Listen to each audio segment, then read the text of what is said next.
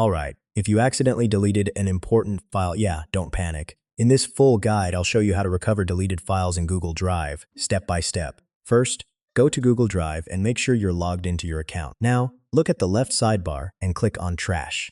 This is where deleted files are stored. Scroll through or use Search to find the file you deleted.